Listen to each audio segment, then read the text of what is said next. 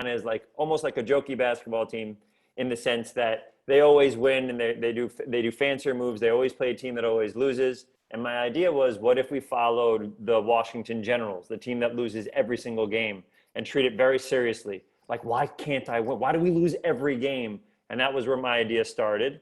And so I cast it myself with my friends and stuff like that. And I found someone to help direct and write it. But it kind of starts like that. And then I would pick the platform. Nowadays, because there's so many different options, if I have an idea, I see where it makes the most sense. I haven't done TikTok yet because I'm terrified of liking it. And I just can't get addicted to another thing. It's like too much. It's too much. Like Twitter and Instagram Instagram not so much, but Twitter takes up too much of my time already.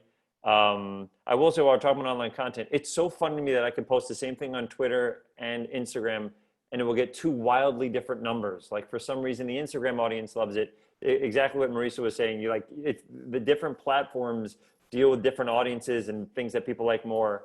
That was really interesting to me. But the way that I always say it starts off, if you really want to make something, make it. If you want to be a writer, write. Start writing. You want to write short films? Write a short film. It's going to be terrible at the beginning. You're going to fail. I oftentimes say, take a risk, fail, learn from that risk, and do it over and over again. And then you're kind of learn your comedic voice or dramatic voice, or if you want to direct, you'll learn what makes your vision come to life a little bit more. But be prepared for failure, because we're all in an industry where that's a big part of what this is. So learn from your failures and understand that that's a part of it. Don't get frustrated and kind of shy away from it. But in terms of online content, I always think kind of starts with an idea. You have what it takes to literally record anything you want. Take a risk, try it, and see what you learn from it. See what you can grab from it. Barrett, did I answer your question, or I just talked about nonsense for 5 minutes? You answered my question. That was a good answer. The interesting thing to me in your answer, about halfway through, you were talking about different platforms that still excite you and finding the right place for the right idea. I mean, you're pretty firmly entrenched in all aspects of the largest media companies that you can work with. Are there still digital media platforms that you look at and that excite you and that make you want to put creative out there? Wow, Barrett, great question. And a quick mute afterwards. I would say the way that I'm in a very lucky spot right now where I've been working since, I graduated college in 2003. It was an intern at UCB, so I can get free classes because I couldn't afford it. And I kind of hustled right from the beginning. So it's been 17 years of this. Where now, if I get a script that's great, or I show Rachel, who's my manager, a script, and we both agree that it's great, that's what I go after. Oftentimes, it's not like the big company, or it's not like the big payday, although that is very exciting. It doesn't happen often, but it's very exciting. It's always the words or the human beings. If there's an incredible female director that I always wanted to work with, and she who had just passed away, with Lynn Shelton. I did a movie with Lynn Shelton, who is one of the greatest directors, if you guys haven't had a chance to watch her films. But it was a movie that didn't pay any money, but I just wanted to work with Lynn. And I did, and I learned so much from it, and I gained such friendships from it, that you kind of keep following the things that inspire you. So instead of being like, right now I'm doing stuff with Disney Plus, and I'm doing stuff with Netflix, a lot of stuff with Netflix. I kind of will keep going. If there's a great show at HBO Max and I want to jump to that, I'll see if it's possible to do that. So I never kind of let the network decide it, unless it's a network that I don't watch. Then I'd be like, well, why do I want to be on that? I don't watch that. That's one thing that Rachel doesn't love when I say that. But no, as long as you're talking about Quibi, I'm totally fine. Okay, but it does now start with, instead of trying to find those big places, it starts with finding the words that I love, or the human beings, the actors or actresses that I want to be around. The diversity of a project now is something that's very important to me. So all those things come into play, where how I want to lend my voice, or what I find interesting or exciting right now. Yeah. That's awesome. Sarah, I was watching you kind of nod along. You've been at the very cutting edge of a lot of this stuff for a very long time, and recently you jumped back into it. And as you mentioned, you kind of went in a completely different direction. And it's the parts of digital media and online content that were big and then kind of shrank for a little bit and then have just exploded over the past couple of years. I'd love to hear more about your thinking about that, because in my head, things like podcasts are infinitely scalable. They can be 2 people in a room, or they can be full casted events with audio effects and telling a story over hundreds of hours. And I'd love to hear your thinking on that. Yeah, I mean, I think that it's really exciting for me. I mean, I really like I loved working in YouTube in the early days because, you know, Ben, as you experienced, it's like it was such a kind of a free for all. You could really find an audience, you could really make a mark. You know, there was just something really special about working in YouTube in that time. And podcast feels very similar to me, where people are really using the medium, which is can feel very limited. It's audio, right?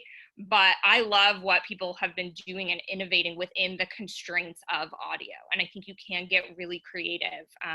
We're looking at a pitch right now where every episode is 5 minutes and they're telling a love story in 5 minutes. We're looking at stuff that is going to be 30 minutes. And I just love the idea that of playing with the medium and not being constrained by both distribution. I obviously am a huge proponent of like freedom of distribution with things like YouTube and, you know, being able to kind of distribute your podcast and being able to, like you said, you know, I could start a podcast here in my garage. Like that's very empowering, especially when I was managing YouTube talent. I think the biggest hurdle that we always encountered was, and it's something, Ben, that you talked about, was just getting started. Right? Like if you have an idea, just do it. It probably is going to be bad at the beginning and you probably are going to fail. But if you keep trying, you will find an audience. You know, there's an audience for everything. When I started romance, I was like, this is niche, you know, it's not for everyone, but also it's a big niche. It's a $2 billion a year industry just in publishing alone. So that's really a nice space to play in. But that's the amazing thing about online content, is there is something for everybody. So, you know, within the romance category, what's been really fun with us to play with is there's a lot of subgenres. People get very specific about what they like in romance, and we're able to kind of cater to them in a lot of different formats, whether it's an article or a newsletter or a podcast. So if you have an idea and it feels too out there or too niche or too weird, like I would say just go for it, because there is an audience out there for it. And to be totally honest, being more specific in this current environment is going to help you, because there is so much content. And I'll be totally honest, it is very hard to get heard and to get noticed. I know we're going to do questions later, but I did see a question pop up about knowing SEO and sort of marketing as a must-have to being successful. And I do think that it is, because it's crowded out there. It's noisy, you know. So make your stuff, but also the hardest thing about being an online content creator is you have to be the creative, you have to be the physical production oftentimes, and you have to be good at marketing. And you have to be good at kind of connecting with the audience who you think is going to like your stuff.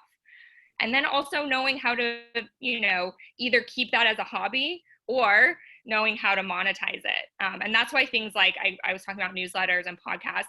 That's why those things excite me, because the economics make sense.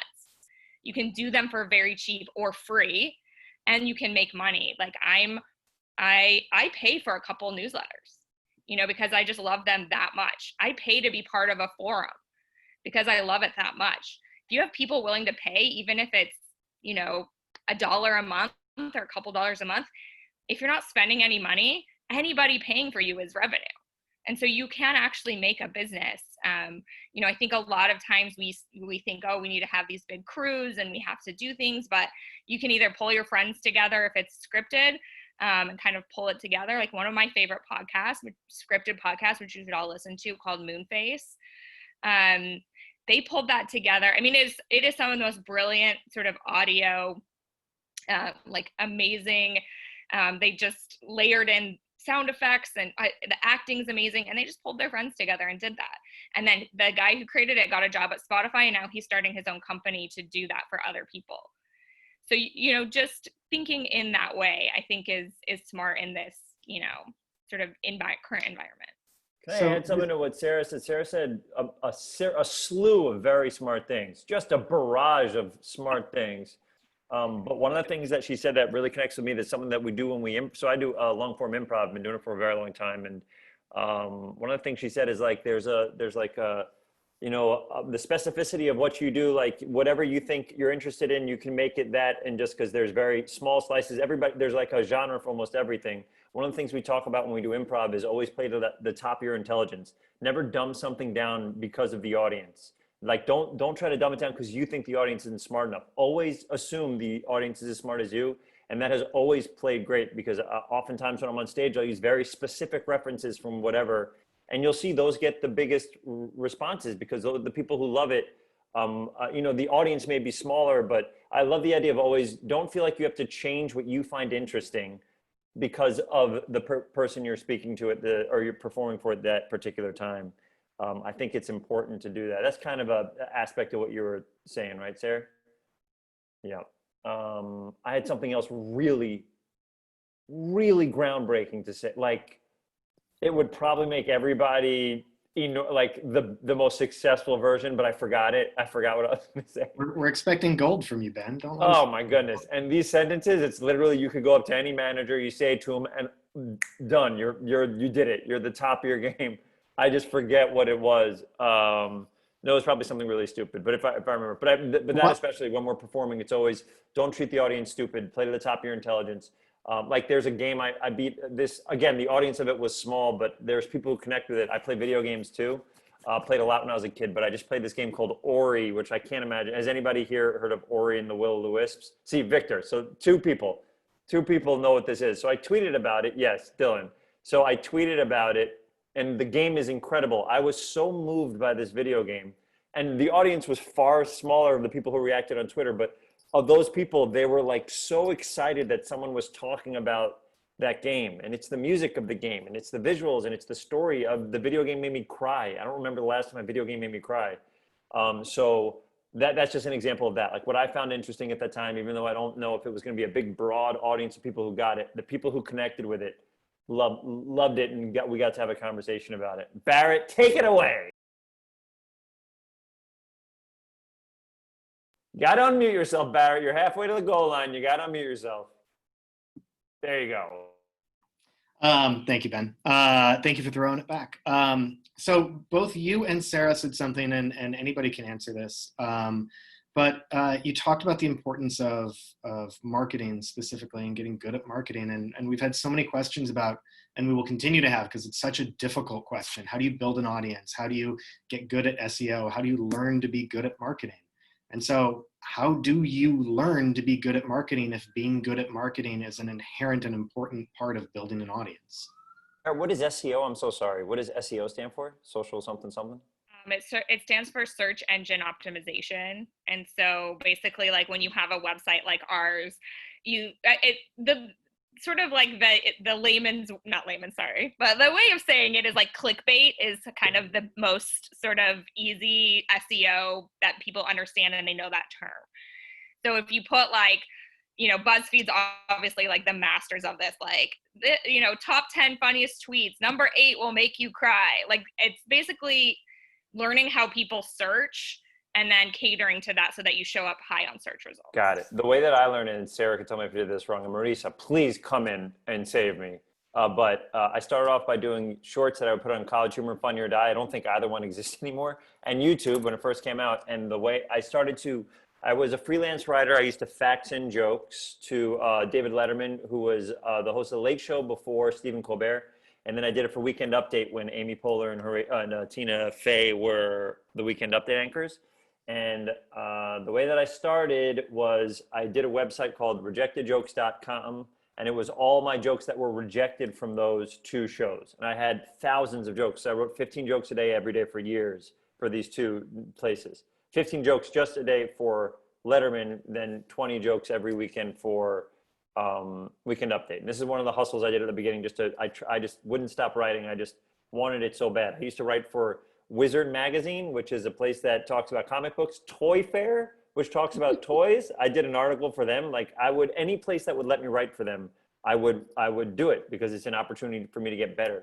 But the way that I did it was I did these jokes and it was just me talking about the jokes, saying the jokes out loud. And I tried to put keywords like rejected SNL jokes or what would make this interesting is rejected SNL jokes, is rejected late night jokes. And even then I wasn't getting huge amount of people coming at me. So I thought, what if I can get someone who's more well-known than me to say some of my jokes as a guest star? So I got people like Rob Riggle and Seth Green and all these people that would be like, this week it's featuring blank. And my hope was that people would come in for that name, see what rejectedjokes.com is, and continue. And then again, we weren't getting a ton. So then I started making short films, and in the lower right-hand side, we put rejectedjokes.com, hoping that that would get traffic, anything to get traffic to the website so anybody would know who I was, because it was a very limited, it was just like underground comedians knew who I was, and that was it. So those are some of the things that I did. It was like, all right, this isn't getting a ton. What can I do to heighten this? Or if I think TikTok lends itself to whatever the trending topic is. I don't know a lot about TikTok, so please, anybody interrupt me, but it seems like I would have loved TikTok growing up because it's yes-anding. It's the idea of someone having a bit or someone using a song and then jumping on it. I also heard that I'm one of the songs. Don't be suspicious is like one of the things that people do. And that's me singing it. And I had no idea that I had anything. I'm looking that up. Amazing. I'm looking that up as soon as we're done with this. Please. So If you do your jokes and a dance move, then you'll get 60 million followers overnight. It's a lot. It's a lot. But I love the idea of like, you find what's trending. If you have a smart idea playing it, like even just a tweet, the idea that everybody's tweeting these tweets about everything's cake. You saw those videos where everybody's cutting like, it's like everything is a cake. So I did a tweet yesterday that randomly went around the internet. That was like, I was like, okay, in my head, everybody's talking about cake. What's the best way for me to make a joke about this, which isn't straight on, but again, it's like a little around, you know what I mean? Like different. My whole way of always doing jokes was, because in my head, when I was writing for Letterman and when I was writing for Weekend Update, a lot of people who are probably way funnier than me and have been doing this for way longer were writing jokes. So I was like, how do I make my jokes different? How can I think a little bit different? So when someone's looking through thousands of jokes, they stop at this weird one. They're like, oh, this guy. So in my head, that's kind of like how this, I don't know why I'm just using this because it was like the last thing I tweeted, but I wrote a tweet that was basically like, I've been waiting to see my mom for, you know, I haven't seen my mom in 6 months because of COVID stuff. And so I flew to New York. I quarantined for 2 weeks. I got tested. I was negative. I finally went to hug my mom and she was cake. What the hell is going on? Where's my mom?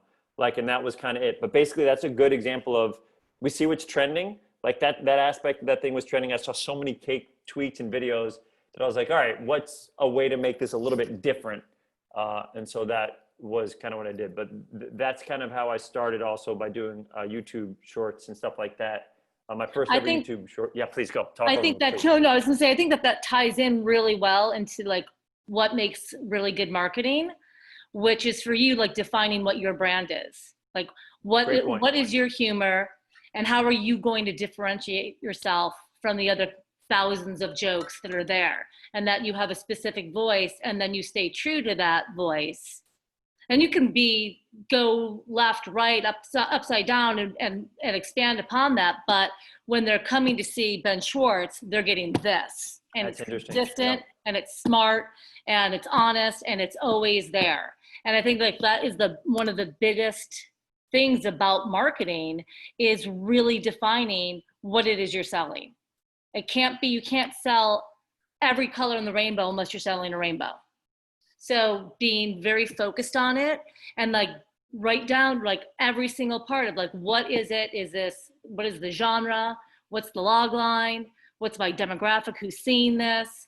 Building out, how do you want people to feel when they're watching it or listening to it or reading it? What is the takeaway? And just get super duper focused on what it is.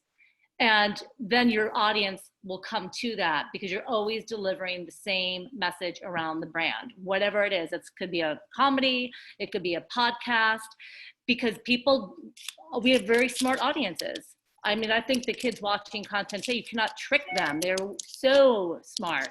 And you can't sell an apple and then give them an orange. You're going to lose your audience immediately. So just being super focused and consistent in terms of what you're selling and how you're marketing yourself is really important. It's something that I have also always thought, and we do this a lot, is like when you're selling something, consistency and follow up. Like because the audience is really quick, they have short attention span. If you put something out today, you have to follow it up a couple days later with another piece of content or another tweet or another picture or something that all is selling whatever it is, whatever your brand type is going to be. And just being consistent and true to that. And luckily I think somebody had asked earlier, like, what do you need to make a video? It's like, you have your phones. You can make a video on your phone. If you have an Apple computer or any kind of computer, like you have iMovie, you can learn how to edit it. You can light it. You can put tons of filters on it. You can create everything that you want to create currently, like for online content, in the comfort of your own home. And it really just takes you finding what you're passionate about, what your voice is going to be, and write something, act in something, direct something. My one suggestion on that is always be true to yourself. It's really hard to kind of take on a project that you don't really love or that doesn't really speak to you, because you're in it for a long time and you have to leverage so many aspects of yourself and your relationships, and do stuff that you're passionate about. Start there. Don't try to fit a square peg into a round hole. Like, just find something that you feel really passionate about and that you feel really that you can really do a great job with it, and follow that first. And then once you kind of get your craft set, then you can kind of move outside of the lines. But I would start with finding a story or finding anything that you want to do that really speaks honestly to who you are and that you're passionate about. I think also, just to quickly talk about what Marisa was saying, like, and a little bit about what Ben was saying, like, you need to be consistent, but you also need to know when to make pivots, and they might be big pivots and they might be little pivots. So an example, when we first started for our Frolic Instagram, I was spending like hours setting up these like beautiful photo shoots with books and like all these props and and they would do fine. And then we would throw in like a comedic GIF or something and it would do amazing. So I was like, okay, what I like are these like beautiful photos of books, and what our audience is telling me they like is, you know, comedy relating to being a book nerd. And so we just kind of leaned in on the comedic side, and then our Instagram really picked up and took off. And I do love the comedy. Like, I think I love, you know, sort of like the comedy around being a huge book nerd. And that stuff, like, and being a romance fan, there's a lot of comedic stuff to mine in there. So it is just about, we just had to kind of be consistent and play out, like, you know, is the, you know, how much time I'm spending making these beautiful Instagram photos worth the like couple likes that we're getting, and the audience that's like, okay, fine, but there's a lot of that content and there are people who are doing it better than me, versus like, can we lean in on something that we really like and is totally on brand for us and comedic, and then that picked up. So it is about kind of testing. I mean, that is, you know, you guys know this, but it is amazing to get that kind of immediate feedback from your audience in the terms, you know, in comments, likes, shares, you know, any feedback that you get, listen to your audience. You know, there's a lot of data. Like, we look at our Google Analytics every day and see like, okay, people are really into, like, anytime we do anything about the webcomic Lore Olympus, it does really well. So we're consistently like put that content out there. So just listen to your audience too, and be consistent, but make those little kind of micro tweaks into kind of the type of content that you're doing, and that can be really helpful. Yeah, I will echo what Ben, Marisa, and Sarah said too. When I was an agent and talking to a lot of my clients, one of the things that I liked to reiterate was that being creative and being a professional creative is hard enough as it is. Like, don't make it even harder by working on things that you don't care about because you feel obligated to. Like, there are yes, there is a difference between passion projects and projects that can pay the bills, but at the end of the day, especially if you are make something just to get better at making things, make things that you care about, make things that you care passionately about, because that will drive you to get better with them. So a little bit of a pivot in the conversation here, because we have people who work on the full stack of content, from ideation to creative to production to marketing to distribution. So let's assume that we have 25 people in this conversation that want to make things, that want to get better at making things, that want to be able to put their stuff out there and find an audience. What platforms are you paying attention to, both in a professional sense and in a consumer sense? What platforms should they be paying attention to, or should they get a better understanding of and work on to build their audience? I look at Twitter and Instagram. Those are my 1 and 2. YouTube. I somehow get myself to YouTube, but I know like Middleditch. Middleditch is on YouTube more than anything else. He loves YouTube. But for me, it's the way that I get my content is through Twitter and Instagram and a little bit of YouTube. And it usually starts there and I find myself around there, even though I'm trying to spend less time on the internet. But that's kind of like in terms of learning stuff. And then in terms of watching, it's mostly, it's Netflix, Disney Plus, and what are the other things? Disney Plus, Netflix, HBO. Those are kind of the ones that we watch in terms of pro stuff. But in terms of one of the things I was saying, like I could look at it, if a funny Twitter video comes to me and I think it's hilarious, I'll like it, I'll retweet it, whatever, and it doesn't matter who made it. So that's why I was just saying, like, on Twitter, that's where I can find a lot of new people, or I'll follow some people I never heard of before and stuff like that. That's probably the biggest one for me. But I'm also 38 years old. I'm basically 1,000 years old. I want to address Joel, what's going on sort of in the comments too. Because obviously, like, I started my career with YouTube, and I do agree that this is bad advice that you have been given because there are many examples. Issa Rae is a great one. My husband is another one. He had a popular channel called Mr. Guitar Man, and last year he had a film in Cannes, and he just finished up his second film and sold it to Netflix. So I very highly disagree with that. You're not going to be taken seriously. I think we're past that phase of Hollywood not taking YouTube stars or TikTok stars or Vine stars seriously, because they understand now that amazing amount of talent that it takes to be successful on these platforms. You have to be funny, engaging, like I said, a good editor, a good producer, a good marketer, good with an audience. So I really think that if you're planning on creating short films to build the audience, that you should do that. The one thing I would say is that it does take a long time to build a short film, or to make a short film. And so it is going to be harder for you to build an audience just doing short films. So you might want to think about doing some things in between. All of my YouTube references are going to be very old school, so forgive me, and you might not know who these people are anymore, but I am also old. But if you look at like what Freddie Wong used to do, they would do these amazing short films, but then they knew that their audience was aspiring filmmakers like them. And so they would do behind the scenes, they would do tutorials, they would engage, they would do funny content. They would do these insane VFX, and they would show you how they did it. And they were just very engaging, and they knew that their audience would appreciate all of that behind the scenes stuff, and just kind of fed that to them, so that there was, what like Marisa was saying, this consistency. So I think, and just to answer the actual question that you asked, Barrett, we are very much about owning your audience. So something that I learned, and many people learned in a very painful way from building a business on somebody else's platform, is you don't own that audience, you're renting that audience. And so if they change their algorithm, I mean, we experienced this so like heartbreakingly and intensely when YouTube changed their algorithm in 2010. Many of my clients, their views dropped by 30%. They had no way to access their audience directly. So not to harp on these like very old school techniques, but in our opinion, having like 1,000 people's email addresses through your newsletter is going to be as valuable as having a huge social media presence.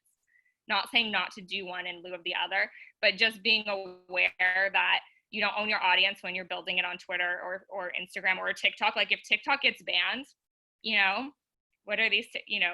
That's a rough go for for TikTok stars. So, really thinking about how can I build a social media presence? Because of course, that's where people are and the audience are. But how can I also, is there a pathway for me to also kind of own the audience and know who they are and be able to access them directly? So that's a big focus for us. Marisa, what about you? I'm similar to Ben in terms of what I personally am watching is like the Netflix and sometimes Amazon. I'm on Twitter, I'm on Instagram.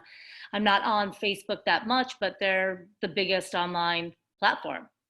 They have the most members. Not that Instagram is also owned by Facebook, but I think you have to, in a sense, for what we try to do is utilize all of them from a company and a marketing perspective. But as an individual, my individual taste is very different than what I have to honor as a business owner and what I have to follow and watch and consume to get an understanding of where the marketplace is, what the trends are, what people are watching, what are the younger consumers watching, why are they watching it, how long are they watching it for, how quickly do they move from that platform to the next platform. And really, it's all about the trends for me to understand when I'm selecting a project, how, like, why this, why now, and who's buying it. Because on the film side, you could be developing something for 10 years, or if you're lucky, 3 years. So it's very much like what's in the consumer mindset right now. What are they watching? What are they liking? What's trending? And so that's why, like with the TikTok, it's not anything that I would normally look at, but when my 10-year-old is watching it and all of her friends are watching it, and it's something that like they watch every single video, and then everything is suggested. What's the suggested video? And you just follow the content. It's important for me, just as a producer and as a business owner, to know what that is and why and how they're capturing it. What are the little tricks that they're using to capture the attention and keep the attention span? So that's one thing. You know, I'm also seeing with with now back to Facebook, and I was on Facebook, and you know, like everybody, until Instagram became that thing, you know, that the young kids were doing. They weren't on Facebook anymore. But now with all the Facebook Live events and shows, and I think that they're reemerging now as a place to go back to watch live stuff, especially in the world of pandemic. Like what can we do?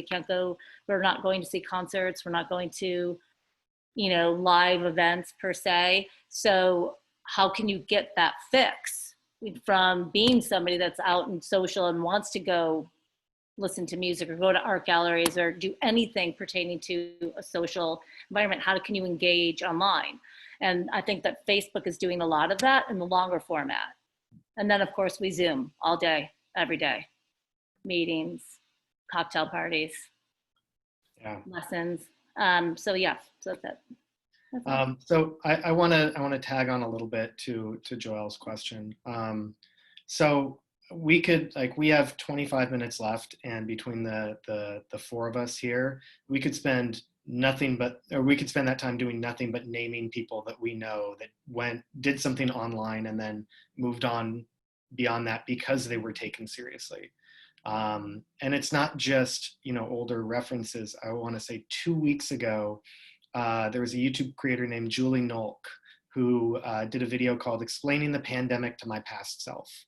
And it didn't blow up hugely viral. It got, you know, a couple 100,000 or a couple million views. But a lot of those views were TV showrunners. And it's the simplest thing. It's a table, and then her shooting herself in this direction, and then shooting her other version of herself in the other direction. And it's 5 minutes long. And a bunch of TV showrunners started passing it around because the comedy was really well done. And now she has a TV deal. And that's, you know, and that's something that it didn't take much more than a tripod, a camera, and really good writing. And yes, she's been doing this for a while now. But that's also why somebody who is in a professional position would be willing to reach out to her, because it wasn't just the one thing. It was the sum total of her work. So we have about, like I said, we have about 25 minutes left. So I want to have one question for everybody to answer on the panel, and then I want to open it up to broader sets of questions from all of our students. So this is kind of the big thing that ties everything together, which is, let's imagine that you were looking at the current environment as it stands today. And let's imagine that you didn't have your resources or your professional contacts or any of your equipment, but you wanted to make content and get it out there. What would you be making and how? That's a great question. I think it will come as no surprise that I would say I would be making a podcast, because it's so, you know, equipment light, and, you know, you can distribute it and market it and really focus. And I do think that while it is very crowded and it's sort of very, it is trendy to have a podcast right now, I think you can still make noise. I saw a question about someone making kind of experimental content. I think that could do really well right now. I think everyone's in a kind of an interesting headspace to listen and watch things that, normally they wouldn't, because we're all trapped inside of our houses. And I would definitely tap into what's going on. Like not that you have to specifically talk about the pandemic or being trapped in the house or whatever, but I would try. It's hard. It feels very weird when something pops up on my feed that isn't about what's going on in the world, in many different contexts. And so whether it's like the world's crazy, take a break with romance, or the world's crazy, here's like information about it or comedy about it. And I would just kind of like whatever piece of this craziness that we're in right now is, speaks to you the most directly, I would lean in on that, and just make something. People are, again, there's no better time, to be totally honest, to be a creator, because people are just trapped at home looking for entertainment, and looking for things to watch, which we could have a separate panel about Quibi, but their sort of failings right now are very, surprising, given that like literally all we're doing is sitting on our phones, like, please entertain me and like distract me from the world. But that's what I would do. And then again, I like I said, I'm a big fan of being very, very specific in your content. So find that audience that's willing to listen to you and engage with you and have fun with it. I would do everything. If Rachel's still on, is Rachel, you still on here? Oh, I'm here. I would if I was starting now, I would literally I would try everything, just because that's kind of like how I started anyway. I would write anywhere let me write. I would act anywhere that would let me act. I would try to do anything because I wanted to be in this business so much, because I loved it. I ultimately wanted to act and create things. And so I would try doing a podcast. I honestly probably would, right? I'd probably try doing a podcast. I'd do the same short films that I did at the beginning. I'd try tweeting or writing or hoping for anybody to pay attention. But I understand the idea of how devastatingly exhausting it feels to be at the beginning, because there's so many people. There's a story, I remember when I was improvising in the beginning, you have to, when you're improvising in the beginning, you're in this group and you have to pay for a coach. And this is when, none of us really have money. So it's like you're paying for a coach and then you have to pay for a space. This is the same exact time where I was eating fast food every night just because it was the cheapest way to eat. And I was in a room and there were headshots. With the space that we rented was a headshot photographer. What a headshot is, it's that picture that people give when they're going for auditions. So it was all these actors in a room, like all the pictures of them in the place that we were just rehearsing. And it was the very beginning when I was starting. And I got so anxious, like, what am I doing? There's so many people and everybody was more attractive than I was. Everybody had more experience than I did. And it was really tough for me to like do comedy and then leaving. I'd be like, what am I doing? What am I trying? But it's just, it goes back to, do you really love it? Do you really love to do it? Then go for it and see what happens.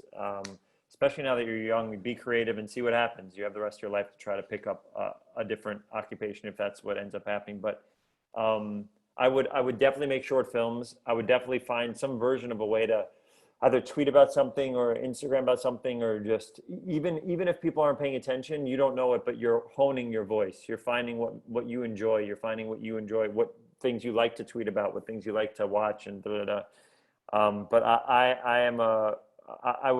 I would find a way to amplify my voice in any way I could and slowly take away the ones that I don't enjoy. Like, all right, that wasn't for me. Okay, that wasn't for me. I don't like doing this. I like doing this. I started by doing stand-up and improv, and stand-up was so lonely to me. I like being around human beings and creating with other people. So I was like, stand-up isn't for me. And then I pushed into sketch and improv. So I started writing sketch and improv. And then I started figuring out exactly kind of like what I like in that genre. But at the beginning, if you have the time to really push yourself to try multiple things and see what feels like it fits the best and feels like what brings you the most joy, you'll be surprised how quickly you're like, ugh, I hate doing this. I don't want to do this ever again. And then how quickly you'll be like, oh, this is great. Podcast. one of the things I find so fascinating about podcasts, and maybe that's what draws Marisa and Sarah to them, is that it feels so personal. I've been a guest on like 100 of them, but when I'm listening, there's my favorite podcast right now is a gentleman named Connor Ratliff has a podcast called Dead Eyes.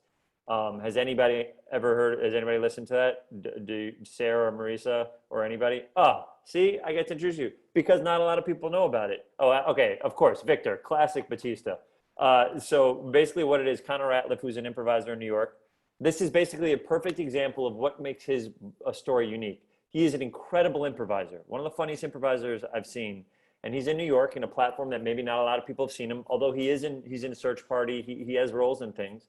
But when 20 years ago, the whole podcast is about 20 years ago, he auditioned for Band of Brothers, which was an HBO miniseries. And he got the role. And then before he was told to film, they asked him to come in again and audition again for Tom Hanks, who was going to direct that episode. And so he went in, he auditioned, and he got fired from the role right after the audition. And he asked his agent why, and his agent told him it was because you have dead eyes. And that's what the whole podcast is, like a mystery podcast trying to figure out what happened, why. And it goes through it's just a forum for him to use his voice, which is so unique and so funny on a specific topic. So it's just finding a way, it's he's being comedically who he is, but he's using that in this form. That's a perfect example of a unique type of take on something that's unique to him. And then because of so many people were, it started smaller and then more people were listening to it. And then Seth Rogen listened to it. Then Seth was a guest on it. And then all these, so like, that's kind of like what happens. It kind of grew. And because Connor is such like a great guy and a funny gentleman that the people loved the podcast and they started paying attention to it a little bit more. I do not remember why I started talking about it. Take me out of here. What am I doing? I think your point was move fast and break things and just try. I think try and don't be afraid to try a couple things because you can always finish things. The biggest thing I've learned, I've written a bunch of movies now. I've written a bunch of TV shows. I've written countless short films. People oftentimes will start something and then not finish it because they're like, your goal should be to finish things. Even if you're like, I don't know, finish it because you'll have something and then you'll be able to work off of that. Rachel, don't you think that'd be a big thing? Yes. That's one of the things I'm okay at. I'm pretty good at finishing a project because there's some version of like obsessive compulsive OCD type stuff that I have that I hate leaving things undone. I love finishing something. So make sure you try to finish things because if you do, then you'll have something. You'll be able to hold something in your hands, whether it's a script, whether it's something that you've acted in. But if you just start 100 things and you never finish them, you're left with almost nothing to show that you've done anything.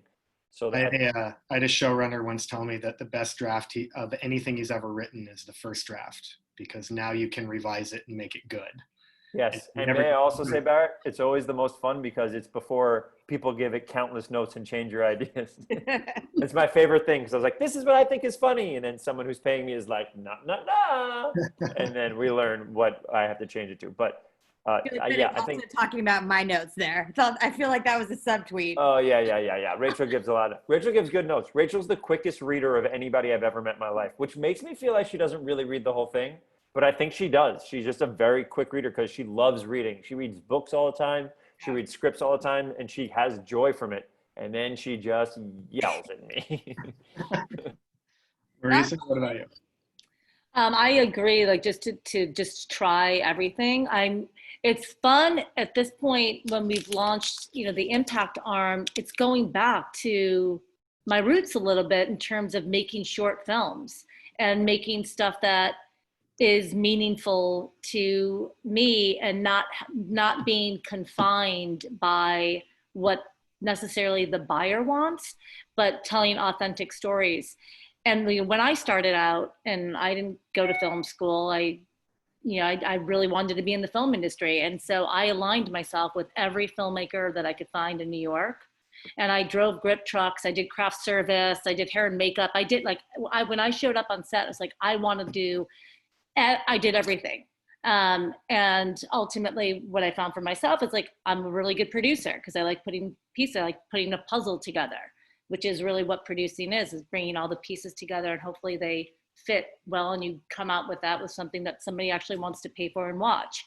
But what I found what was the most important thing is finding people that you can grow from, that are smarter than you, more talented than you, more connected than you, and find mentors along the way that can give you the good advice that you need and the good protection that you need, because the business is not easy at all. And there's a lot of people that don't want you to win. So finding the mentors and the people around that help you win and help you become more talented and stronger and smarter. And always be okay with hearing the word no, because that's going to come a lot as well. Or hearing the words like you can't do it, not from yourself, but from the outside world, and just honoring yourself every single day and continuing to strive and continuing to push forward and continuing to say next when it is the obstacle comes and tries to block you, push it out of the way. Next, keep on going. And yes, finish what you're doing. Whatever it is, even if you don't like it or you get a huge roadblock, just get it done. I want to add to what Marisa, you said something so important that it's so smart. You should also find the people that you want to work with, that inspire you, that like-minded human beings that are like, that's how I started. I found a guy named Adam Pally who was on Happy Endings, and he's been in a bunch of stuff, and Gil Ozeri, who's written for Big Mouth. The three of us started together at Upright Citizens Brigade because we loved each other's comedy. And so nobody would come. We literally started, sorry, Marisa, I hope I didn't interrupt. No, please. Okay. We literally started because I was because I was trying to get free classes and trying to make a little money. I was a bartender at UCB, and I was an intern at UCB, a bartender at UCB. And one of those nights, it was Friday night, after all the shows were done, we would ask the manager if we could just go on stage and perform for nobody. Nobody was in the theater. I just done the garbage for the theater, and we would beg them, just me and my two friends, because we never got stage time. Could you just let us on stage? And we would go perform for nobody, me, Gil, and Adam. And then we would have so much fun because, Amy Poehler was just on that stage, and Tina Fey was just on that stage, and Matt Walsh. And so we could not believe we got to be in the same stage as those guys. And then we started writing sketches together. Nobody came to the sketch shows. Then we wrote more. A couple people came. Our families came, more and more. Then we got invited to the Montreal Comedy Festival. Then we got put on house teams. But it all started with nobody wanting to come and us performing, just because we loved playing with each other. So if you find like-minded people that like the same type of stuff you do, that you're like, oh, I could work well with this person, fantastic. Also, it doesn't have to be, even if you just think creatively, it makes sense. Like Thomas Middleditch and I do improv, two-person improv, but we are very different people, very different human beings, but on stage it worked so well together. Sorry, Marisa, that was just no, absolutely. That was like how I started, and it's so important because you have like-minded people on this call right now. Like all these people around you who are in Film2Future, they have the same version of passion that you have. If there's someone that you really spark towards or someone that you think you can create with, I think it's a big thing. Marisa, keep going, I'm sorry. Yeah, that's just to go back to Film2Future, like that you have your mentors already. You have already taken the first important step, which is putting you in a community of people that want to be there to help you grow creatively, to see you fulfill your dreams. And so you're already ahead of the 8 ball just by putting yourself in a room of people that can all be your mentor and help you grow. That's sometimes the hardest step, is not knowing where that tribe is to get involved with. And so that's pretty much it. Yeah, what Ben and Marisa said about finding collaborators is so important, because no film has ever been made by a single person, or if it has, no good film has ever been made by a single person. And finding people that you can really vibe with and work with over and over again and build a shorthand becomes so key to making great content. So with that, we're going to move on to questions. And Rachel, how are we handling questions? 1 second. I want to embarrass Ben and tell a true story that I think is very, very important. So I don't know if anyone saw Ben original videos that he's talking about, but it was literally just him alone in a theater making bad jokes, right? We could say that. They were making jokes that were rejected from all the shows, yeah. Yes. And a friend of a friend of a friend sent me these videos that didn't have a lot of views saying, hey, this guy is funny. I think you might get his humor. Check it out. And that was the first thing we saw of Ben. And he flew to LA and we set up a bunch of meetings. But you never know who that person is going to see it. Even if it's a video of one person watching it. It happened to be a friend of a friend, right? It was like very random. Yeah, it was a friend of a friend, and then you saw. But literally, I remember those short films for me were, if anybody was interested or saw something of mine, I could send them 5 short films and be like, I did these. What do you think of these?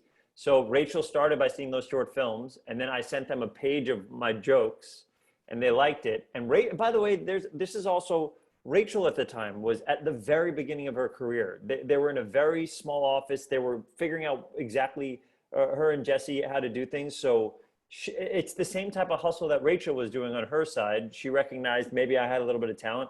I saw her and saw that she would work her butt off for me, and that she cared if I did well or not, which doesn't always happen in this industry. And also cared about me. I remember like the first month that I was there, I had like a stomach thing, and I had to go to like the hospital, and she went to the hospital with me, but it was like reading scripts in the corner, like classic Rachel. But it was important because I saw, and then we kind of rose together. Now Rachel is one of the leaders of an enormous management production company. And I'm doing okay too. And it was just, I remember it started with that first meeting, those little things. And then I was like, I don't know if I need a manager. And she literally said, I'll set you up. You come to LA, which I'd never been to LA before. I'm a very New York kid.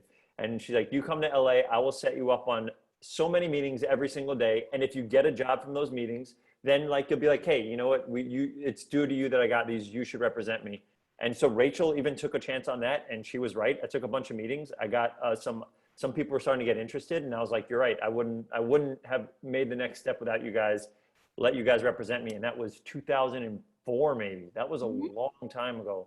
Or maybe 2000, I forget. I think it's 2006, because Jesse and I just started. Yeah. Yeah. But it started with me being like, I don't know if I need a manager. And then she's like, I get it. Let us do our job. You tell us what you think and how we did. And if you dig us, stay with us.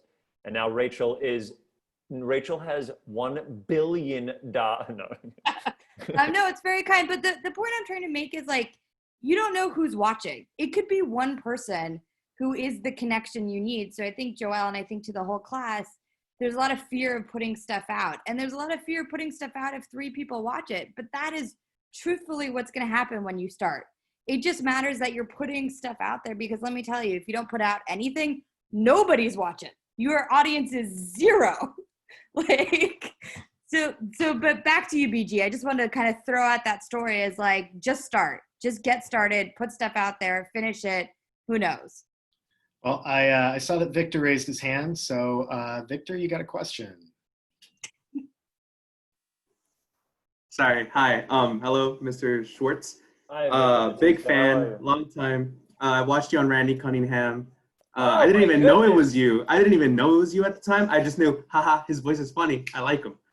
But I have a question for you. I wrote it down. Usually I'm very nervous and I stutter, so I had to write it down. So please. If you stutter, it'll make you even more adorable. I hope you do. Okay. Ben, you've joined as a guest along with other YouTubers, mainly the Game Grumps. And I have questions regarding them. Sure. Like your interactions with them, and how did it help promote you? How did it help promote the Sonic movie? And how did it help promote your show with Middleditch and Schwartz? Did you mainly do it for self-promotion, or was it more of a funny haha thing you wanted to do because it was just cute? Are you a big Game Grumps person? I fell off after like 2016, but then I saw your name and I was like, oh, I got to come back on. And then it's sort of like, because it helped promote yourself to me, because I didn't know much about you. And then I was like, oh, this guy's been in a lot of stuff that I like. That's insane. First of all, you spoke beautifully, Victor. Thank you. Sorry. No need to ever be nervous about that. That was wonderfully spoken. So I can get into the nerdy part of it. The nerdy part of it is I've been lucky enough to be in a bunch of stuff, and there's a lot of different types of press that you do. And oftentimes people don't think about the stuff that like, oh, this is fun. And so for me, I literally just tweeted about video games, and Aaron Hansen goes, do you want to come on my show? And I said, what's your show? And he goes, it's Game Grumps. And I go, I don't know what that is. He goes, we play video games. And I go, okay. And I DM'd him, and that's how that started. He goes, we basically play video games. I go, and you don't even have to, like, your face isn't even on it. We just play video games and we talk. And I go, that's heaven to me. And so like I watched like 2 minutes of one, and I was like, you know what this is also? It's like the audience of people that I think I can connect with, because I don't get to talk about video games a lot. Just like I don't get to talk about the 1993 New York Knicks, which I know a lot about. So it's like I was like, oh, this sounds like a good idea. I DM'd them. I went to where they recorded, and they had every SNES cartridge I've ever seen, every Nintendo game. And I'm talking about the actual cartridges. They had every Nintendo 64, and they had all of the actual things there. And then I started talking to him, and I didn't know much about them. And I loved Dan, and I loved Aaron. And I was like, oh, I could be like friends with these guys. I love the form of what this is, to the point of I recommended it to other people to do it because it wasn't on press people's lists. And yet it gets millions of views. You know what I mean? With a demographic that I think is some people that I really relate to, because it's people that are playing video games or watching video games. So that's how it started. And I don't think I'd even gotten Sonic yet. I think it was just like, it wasn't because I was doing a video game type thing. So that's how that particular one started. And then just because I liked it, I did it again. And then whenever they want me on, I'll do it, just because. Same with Comedy Bang Bang. Comedy Bang Bang, I don't even think about it as press. It's a type of podcast I do. It's just because my friend and I, we have fun doing it. It's following the fun. I had fun doing Game Grumps, so I did it 2 more times. And then like when Thomas and I were like, we have to do press for Middleditch and Schwartz, I was like, let's do Game Grumps. He's like, sure. So, and then same with Comedy Bang Bang. It's like, all right, a lot of people listen to it, but I'm doing it because I have so much fun doing it. I've also learned the people that interview me. There's this guy from Polygon, Patrick Gill, who's just a great interviewer, and I have fun doing it. And you start to learn these people that are like, oh, they're really good at their jobs, they care, and you start flocking towards them and wanting to like either help them out and support them, or they're going to support my project and stuff like that. There was more than that to the question, Victor. Did I answer half of it? Is there something else I can finish off with? The other half of it was like, was it more self-promotion or Oh yeah, just like, great question. Yeah, so it started as a it's so funny, the word self-promotion, you're using it correctly. It was more like, yeah, you know what, this could be a good thing to promote myself, but also it could be fun. And so like a collaboration? I think that's right. I think I wanted to have fun and create with somebody else. That's a great way of putting it. There's a collaboration with me and those 2 guys, in that they have a show. I think I could get on there and it could be fun. And then also the cherry on top is that someone like you, Victor, could have found me, start to learn that, oh, he also did this. He was that guy from Parks and Rec. What else has he done? Go to rejectedjokes.com, you search all that. And now you're looking at Middleditch and Schwartz, or now you're watching Space Force. And, but it kind of, I also like human beings. I like being around people and chatting with people about things that I care about. So, but it started as like, yeah, that would be a good thing to be on because it gets a lot of views, but also it seems like it'd be fun, and they really wanted me on, and I was like, sure. And it went so well that now I play Mario Kart with Aaron and a group of 6 other people, or 11 other people, called the Tournament of Champions. It's every Sunday. We play it. We keep our scores. We have a running tally for all of quarantine. And so like, you know, that's how you find like a like-minded person, like we're talking about, and a friendship or whatever. All right. And I know, I noticed we had one more question from Owen. So Owen, I'm going to toss it over to you. Hey, Ben, how you doing? Hey, Owen, how are you? Where are you? What's up, Owen? I'm in North Hollywood. That's where I reside. First off, big fan. Loved you in Middleditch and Schwartz, and I'm looking forward to that Sam Rockwell bit that you're going to do. Yes, I'm writing it. I'm writing it right now. Rachel is waiting. Rachel is waiting for that first draft. Yeah, love Sam Rockwell, and I know you guys are going to be great collaborating on that project. Thank you, sir. So I have a question. When you were discovered in the industry as a TV actor and a film actor, how did you transition creatively and personally, like as an individual? Did your motives change, or did your work ethic change at all? No, you're saying from going from basically doing shorts and performing for free to going on TV. How did I change? This is going to be something that Rachel's going to love. I don't think I've changed at all. Have I, Rachel, or no? I have to say, Ben is who he is. No one in the industry works harder than Ben. I will put that down against anyone. The hustle he had at the beginning is the hustle he has now. Like, and that is, to me, what makes it so exciting to work with him, because he's going to outwork everyone every day of the week. And that hasn't changed at all. I know, and that's a big part of it, and for everybody. That's for me at least. I'm a pretty funny person, but there's going to be people that are funnier than me.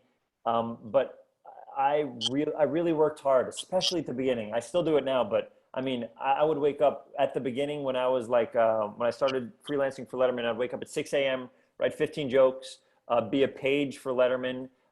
Then I'd go, intern at UCB. Then and every minute of my day was filled because I was doing something that I loved. And also my parents and I kind of had an agreement that, I get 2 years to try this out after college. And if I can pull it off, great. If not, let's figure out something where you can make money.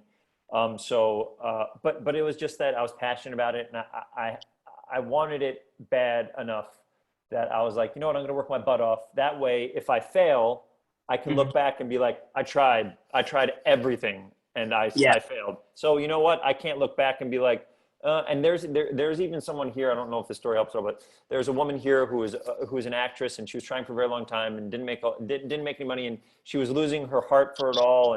And she's like, I think I'm going to stop. I want to do this job. And she's like, what do you think? And I was like, you know what you should do? This is, again, you guys are too young for this part, but just to have it in your head, I was like, give yourself a month where all you do is this. All you do is try to do what you want to do and act or write, whatever it is. And then after that month, evaluate, what you want to do. And she did it. And in the end, she's like, you know what, this isn't for me. And she did something else, and she's super happy with her life. But I think it's a matter, I had that idea of like, I'm going to try my hardest. And then when I look back, I could be like, well, you know what? I did everything I could and I didn't do it. Yeah. And just one last thing before I toss it to Barrett. Ben didn't tell you this, but he slept in a tent. When he first came to LA, Ben slept in a tent in a friend's living room. That's how much Oh my God. I didn't have a place to stay. So we took one of his tents right next to his kitchen on Franklin. And I slept in a tent.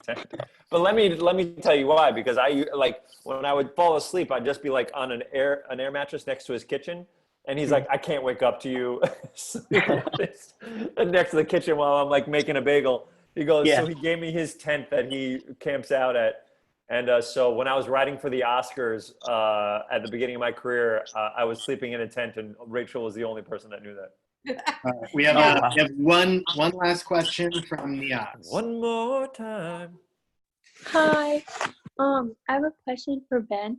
So I was wondering, since you're writing for film and TV, and you said you also did stand-up, and since stand-up is like a form of storytelling, I was wondering,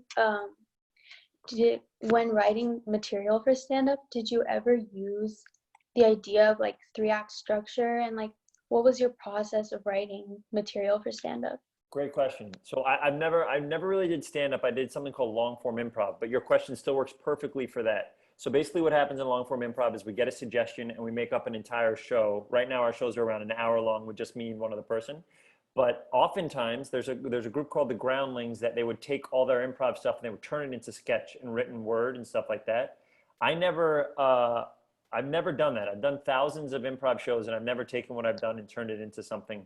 But what it did help me with a lot is dialogue. I got pretty good and quick at writing dialogue, because think about the countless shows that I've done where it's just 2-person scenes. So I got pretty good at that. And also I've taken the idea of my writing from movies and implemented it into improv. I'm not quite certain. Is everybody old enough to watch those specials, Rachel, or not really? Yeah, it's fine. Okay. So if you look at those improv specials, you'll see that my improv, the way that I'm structuring that improv is like a 3-act structure of a film, which if now you guys probably are aware what that means. Oftentimes people don't know, but if you watch it, I'm setting up character arcs that hopefully I can figure out a way to call back in the end. And so my writing skills as someone who writes films really translates in those specials. Nothing is written, everything is made up on the spot. But my brain kind of knows what my character should be doing in Act 2 right now. Okay, I got about 10 minutes left of the show. How can I wrap it up? How can I get all these characters in together to finish their storylines? How can I make their characters have an arc? There's a character at the beginning of a wedding episode where he was going to do a best man speech, and it was going to be all about him. He's going to be talking about all about him. And the very last beat of the whole thing is he finally gets his chance to do his best man speech, and he's selfless. He's like, I'm going to talk about you. And in my head, when it was finally time to do that best man speech, I was like, oh, this arc, the character arc of this guy could be that he learned that it's not about whatever. Again, these are very little things that I can't imagine a lot of people would have seen from listening to our, watching it once. But you guys, now that you know, you could kind of see me creating, and me and Thomas, always me and Thomas, is a collaborative effort, creating and finding a way to call stuff back. But improv really helped me with writing dialogue. Improv really helped me with acting, because improv is basically just saying yes and it's reacting. And I think the best acting you can find is when if you're acting with someone and you're just saying the words to someone, you can do fine, but you're not really in the moment. If someone says their line to you and you respond, you're reacting to their line with your words. You're not just saying them like this, but you're really into the scene. That's why oftentimes people say that acting is reacting, and that's what improv is. You're listening, you're actively listening to everything, so you can respond and add to it and create a scene with it. Wow, I said that all while Rachel was over here. We are running a little bit over, so we're going to wrap it up here. And what we're going to do is one to two sentences of advice from every one of our panel participants. We will go in order of Sarah, and then Marisa, and then Ben. So Sarah, what is 1 to 2 sentences of advice that you would give to all of our students here? Final advice. I would say be aware of trends, but don't chase them. And really just find what makes you excited and lean into that. But being willing to have an open mind and listen to your audience and feedback. And just start somewhere. I think, again, the biggest mental hurdle that I've seen in creators is just being scared that they have to have it perfect. Things change, like, you know, you guys know this, but as you can write a script and then the movie that comes out is going to have significantly different things. So don't worry about it being perfect. Just get started and jump in. There's an audience for you waiting. Marisa.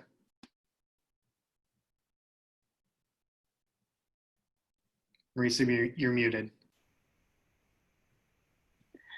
Something that I said before is getting really comfortable with the word next, because you're going to have to say that a lot to yourself.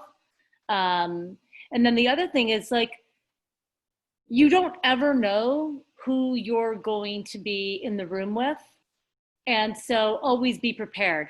Always be prepared, because that person, it may be, like Ben and Rachel said, it could be a friend of a friend. And so just honor yourself and opportunities, because they're going to be presented to you all the time and you won't even know that the opportunity is there. So just be prepared in all that you're doing, because that one time that you didn't think was the opportunity could be the opportunity that changes the entire trajectory of your career. Yeah. Ben, over to you.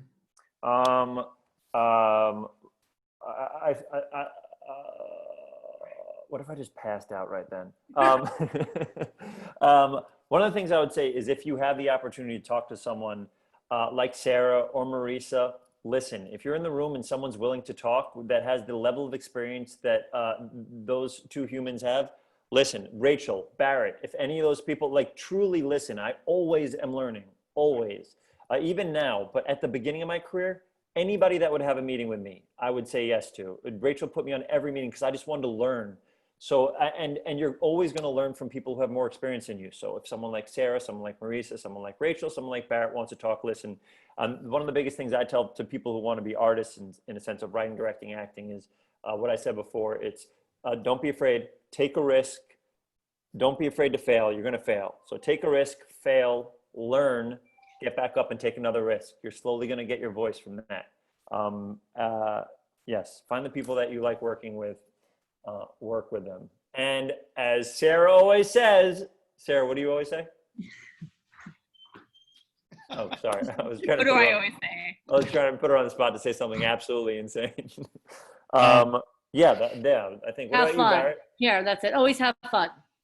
Oh yes, that's huge. If you're having I need to fun, take some improv classes, clearly. No, please. I set you up in a terrible way. Have fun is a huge one. Make sure you're having fun. Barrett, what would you say? Don't take yourself out of what this exercise. I would say that your voice is unique, and your voice is meaningful, and your voice is important. And unless you find ways to put it out there, no one will have the opportunity to hear it. So it is on you to put your voice out into the world because the world deserves to hear your voice. How are you going to act? That's Barrett great. is just waiting in the wings, pretending like he's not going to say anything. Then he slams down the most profound thing that's been said this entire time without even cracking a smile. He just dropped the mic on everybody in this class. That was for you, Ben. So Ben, why don't you wrap it up for us? Sure, guys. Like I always say, you know what day it is by looking at the clock. So if you're not looking at the clock, then what day is it? Anyway, Barrett's email address is Barrett at, no, okay. No, so I want to thank everybody. I want to thank all of our panelists for being here. Thank you so much for giving us your time and your expertise and your thoughts. I don't know what to say beyond thank you. It was such a pleasure having you guys here. It was Thank you for having us. amazing. Yeah, it was amazing. Thank you. Students, please stay on. We are going right into the next panel and I am moderating it. So no break for anyone. Guys. Thank you guys. Thanks. Awesome. Thank you so much. Bye. Thank Amazing. you, Rachel. Thank you guys for letting us chat with you. Good luck Bye. and stay safe. Bye. Please stay Sarah, safe. thank you, Marisa, and thank you. Thank you Thank guys. you guys. Bye guys. Thank you. Wait, Dylan, before you leave, Dylan, can you talk into your microphone? I just want to hear how good it sounds. Hello. Oh, okay. Bye, guys. Bye guys. Rachel, I think I'm going to stick around and just watch this next one if you're okay with it. Totally okay. I need 1 second because my stomach's growling and I didn't get lunch. Everyone hold on 1 second. Don't be me. Go, make sure you're eating. Hold on. All right, well, I'll stick around. So, does anybody else have any